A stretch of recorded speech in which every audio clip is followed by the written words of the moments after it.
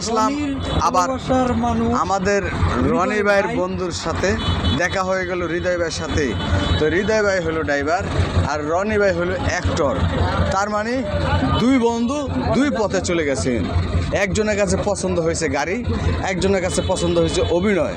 তবে দর্শক ভাই বন্ধুরা, আপনারা কার কোনটা আপনাদের কাছে প্রিয় আপনারা কমেন্টে জানিয়ে দেন যে অভিনয় আপনাদের কাছে ভালো লাগে না এই গাড়ির ড্রাইভার যার হাতে 20-50 জনের জীবন নির্ভর করে।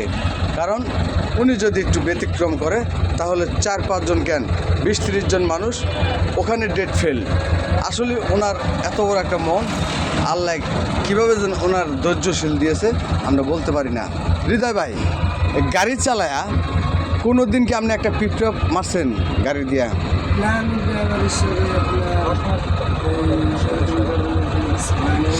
মানে ঘটনা এরকম ধরনের কোনো ঘটনা ঘটে নাই?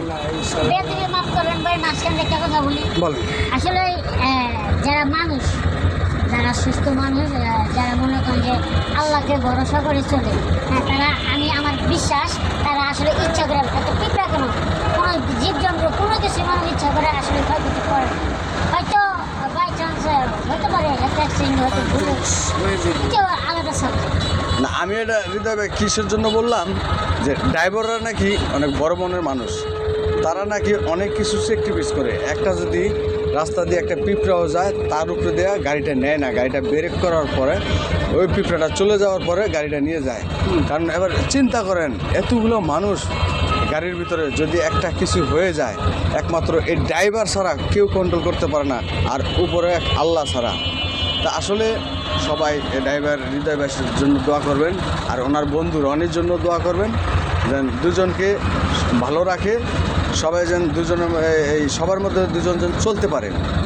তো যাক, সবাইকে আমরা ধন্যবাদ জানাই। আমরা চলে যাই, সবাইকে একটু ধন্যবাদ জানান। সবাই ভালো থাকবেন, সুস্থ থাকবেন এই কামনা করি। আল্লাহ হাফেজ। আপনি মোবাইলই করেন।